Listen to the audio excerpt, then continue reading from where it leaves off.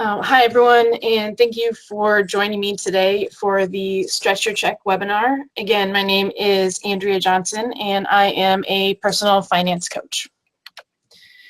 So the objective of today's webinar is to provide you with a basic understanding of how your pre- and post-tax dollars work, and to give a high-level overview of 3 ways to reduce the amount of taxes that you have to pay.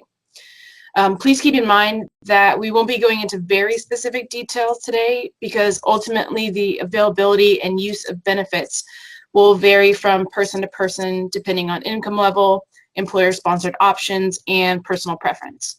So we won't get into all the nuances, but I strongly encourage you to take these ideas and speak with professionals such as your HR rep, insurance company, or tax lady.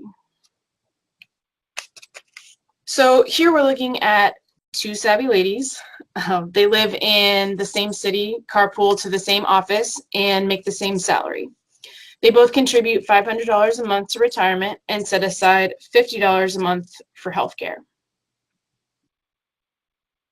However, after the 3 costs I mentioned, transportation, money for healthcare, and retirement contributions, the woman in pink is left with $4,016, while the woman in green still has $4,184. They claim the same number of exemptions, have the same city and state taxes, and the same salary. So what makes the lady on the right so savvy? The answer is that she utilizes pre-tax dollars. So what does that mean? She uses her gross income to pay for things before taxes are taken out of her check. So this is a double win. Her money goes farther and she reduces her tax burden. Her tax burden, also known as her tax liability, is simply the amount of taxes she has to pay based on the amount of taxable income that she earns. So here are the 3 things that she does to utilize these pre-tax dollars. She uses commuter benefits, she contributes to a traditional retirement plan, and she puts money in her health savings account. So let's take a look at the math here. The lady in pink, $6,250 per month. Then automatically she's taxed 75%. So she has $4,687. Then you can see she takes $121 for transportation, $50 for healthcare costs that she sets aside. Maybe she's saving up to get laser eye surgery. And she puts $500 a month into a retirement account. So that's how she gets the $4,016. Our lady on the right, again, same salary, same transportation costs, healthcare set aside, and retirement. But she's not taxed on that money until after all of those things come out. So 75%, that's how she's left with more money, $4,184.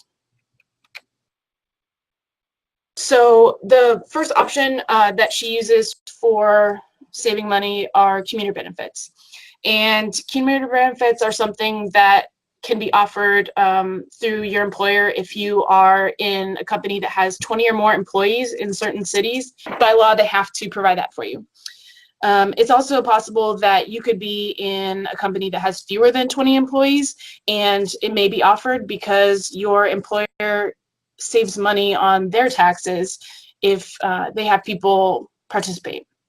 So right now the limit is $260 a month that you can use pre-tax for transportation benefits, and this can be anything from biking to public transportation, van pool, parking. It's not just for people in New York City with a subway pass. So this really is a great option to make your money go a little bit farther every check.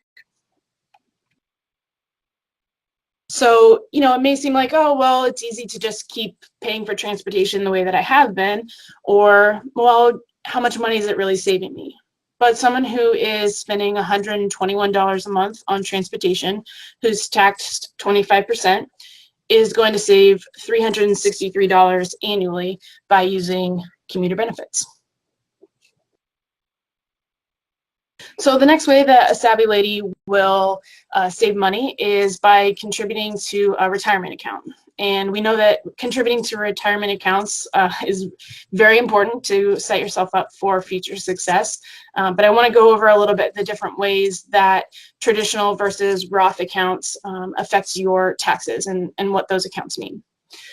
So traditional retirement accounts are funded with pre-tax dollars, and they are tax deferred until withdrawal. The contributions can be deducted when filing taxes. And they lower your tax burden now, but you'll have a large tax bill at retirement. So to clarify a little bit more about this, your traditional account could be a traditional 401k, a traditional 403b, a traditional IRA. Those types of accounts, depending on where you work, fall under the traditional or Roth category. So these are funded with pre-tax dollars, and you don't pay any tax on them until you actually take out the money when you get to retirement age. When it comes time to file your taxes in April or earlier, you can deduct that money from your taxes and then end up paying a little bit less. So it's like a double win now, but then you have to pay a little bit more later. So Roth accounts, you probably also heard of these. They're funded with post-tax dollars, so they do not lower your tax burden now. You can't deduct the costs when you go to file your taxes. However, most of your account at retirement age will be growth, and you'll not be taxed on any of it. So if you've never done calculations to see the magic of compound interest, then I definitely encourage you to go do that and see how much of your retirement account over the next 20, 30, 40 years, if you're younger, will be actual growth. Compound interest really makes it so that most of what you have at retirement will not be what you put in, but it will be the money that the account has earned over time. The last way that we're going to talk about being able to lower your tax burden is with health savings accounts. So there are two types of health savings accounts. The first one is a flexible spending account, and the other is a health savings account. So these are like personal savings accounts that can be used for healthcare expenses such as copays, deductibles, prescriptions, dental work, eyewear, etc. You could also use it for laser eye surgery if you want to, like that one lady was saving for. Both of these accounts provide tax benefits. Here are some of the differences. So an FSA is something that you could only get through your employer if your employer offers it. You can use pre-tax dollars to contribute, and the distributions aren't taxed. So this would be something that you would choose if you have large medical expenses throughout the year, or a set amount of expenses. Like if you know that you are going to get glasses, if you know that you have major dental work coming up, if you know that you have a certain amount of money every month that you have to spend on childcare. Flexible spending accounts allow you to use your pre-tax dollars for all of those things.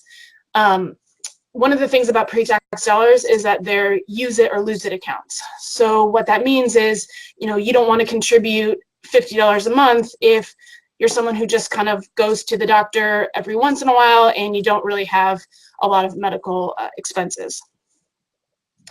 The health savings account, and about that, the use it or lose it is on a calendar year basis. So if you don't use it at the end of the year, then that's when you lose that money. So health savings accounts are individual accounts. They don't have to be through your employer. It's something that you could sign up for. Different banks offer them. You also can contribute pre-tax dollars.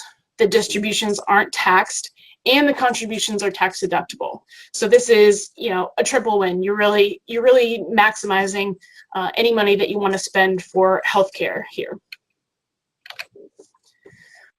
So one of the things that also makes an FSA different from an HSA is that there are no eligibility requirements. So if your employer offers it, you can sign up, you can put money in, and you can use it. Again, if you don't use it by the end of the year, you lose the money. So you don't want to put in more than you think that you could spend. So the HSA can only be used with a high deductible health plan. That means that your deductible is more than $1,350 per year. This is something that your insurance company will be able to tell you. They can easily identify, yes, you have a high deductible health plan, you qualify for an HSA, or no, that's not what you have and you don't qualify. Again, this is not something that has to be offered through work, although a lot of employers do offer it. If you are offered the plan through work, it is your plan. So it's not something that you'll lose if you go from one employer to another employer. The plan is in your name, you get to keep the money, and it travels with you wherever you go. It's your individual account. These funds roll over year after year. So you put money into the account, $50 a month, and at the end of the year, you have $600 that you didn't lose. Great, that's still yours. Also, you have these accounts, and the money is invested in, mutual funds, and so they can earn interest over time. And the growth on that is also tax-free. So maybe at the end of the year, if you get a return on your money, you might have $650 instead of just $600. If you take the money and you use it, great. If you don't use that money, it rolls over year after year. And if you get to be 65 or older and you're ready to take some of that money out, but not for healthcare, you get penalized 20% on that. I'm sorry, if you're under 65, you get penalized 20%, and if you're over 65, there's no penalty, but you'll be taxed on it either way for things that are not healthcare expenses. So to summarize today, I just want to encourage you to find out what's available to you, take advantage of it, and speak with a professional. There's a ton of information out there. Your HR reps will be happy to help you with this. Like I said, a lot of companies benefit by offering these things to their employees. So if you're not sure whether you have it or not, don't be afraid to ask and take advantage. It takes a few minutes to sign up, but the benefits can, last with you literally a lifetime if you sign up for an HSA account that grows over time. Some resources that are really helpful are some online calculators that I've used to, calculate the figures today, but that you can also use to plug in your own numbers. Calc XML has a lot of different calculators where you can plug in different numbers. WageWorks is a resource for commuter benefits, and so you can use the savings calculator there to see what it might be like for your actual commuting costs. BakeRate.com is a great resource as well, and I also like NerdWallet. They have a ton of different articles about all financial topics. That's specifically where I got some information today on the HSA versus FSA account. Again, my name is Andrea. I'm a personal finance coach, and my email address is andrea@thatgazellelife.com, and I would be happy to speak with any of you further after this if you want to reach out and email me. Otherwise, I think that we'll take some questions. Great. Thank you, Andrea. We had some questions come in, and I'll remind everyone, if you have a question now, you can use the chat box or you can email info@savvyladies.org. And the first question we have for you is, are there health savings accounts out there that are better than others? Do I need to be looking into different interest rates, or are they all pretty similar?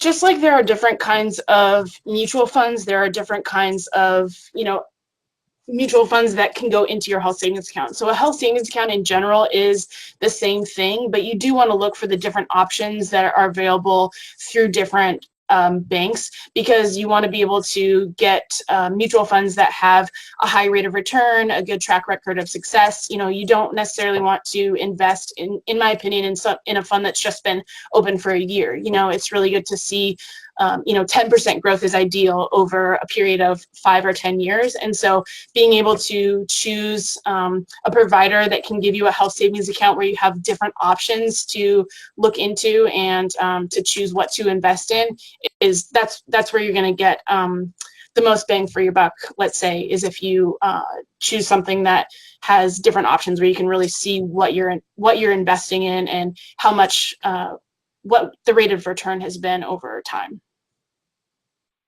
Okay, thank you.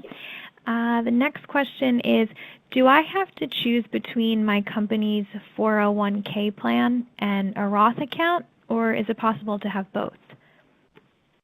Yeah, so you can contribute to both a traditional account and a Roth account if that's something that your employer offers through the 401k plan. One of the new things that employers have been able to offer just starting this last year is actually a match also on a Roth account. So usually they're both available through employers. If you find that your employer does not have a Roth account, or you're not satisfied with the number of mutual funds that the plan provider offers, that's again something where you can go start an individual retirement account, and you want to look for the same thing. You want to look for mutual funds that have a long track record, that have shown growth over time, and and to make sure that you're diversifying your funds. And so if you don't like what your employer offers, don't feel like that's the only place that you can contribute to your retirement, because you definitely have other options out on the free market that might be more broad than what your employer has. But they should be able to tell you easily whether they have only Roth, 401k, or only traditional, but normally it's both. All right. Okay. Thank you. Another question is asking if there is a max amount that can be put into an HSA. Yeah, that's a great question. I don't know exactly the amount that can be contributed to an HSA every year. I think that it is similar to like a retirement account in a traditional or a Roth. Like, there is a certain max that you can contribute every year, and that changes year after year. So that's something that you'd want to look up based on your age. It might be different. So I don't want to say a number and be wrong about that. But yeah, I believe that there is a max that you can contribute per year. Okay, and then a follow-up to that is, can it just grow infinitely, or is there a cap for how much can be then kept in an HSA? Yeah, as far as I know, there's not a cap on it. Again, I could be wrong here, so I apologize if that's misinformation. But really, the idea is that this is something that can grow over time, from your early working years until after you've retired, and your expenses after you retire for medical expenses, just as everyone ages, our medical expenses get higher. So the idea is that then after retirement age, you can use that money for medical expenses that will be a lot higher than what you're probably spending for healthcare now. And as far as I know, there's not a cap on that or on that growth. Okay. And I believe this is the last question, and it's, I'm in my first job post-grad, and I have student loans. My medical bills are generally less than $1,000 a year. Does it still make sense for me to have an HSA?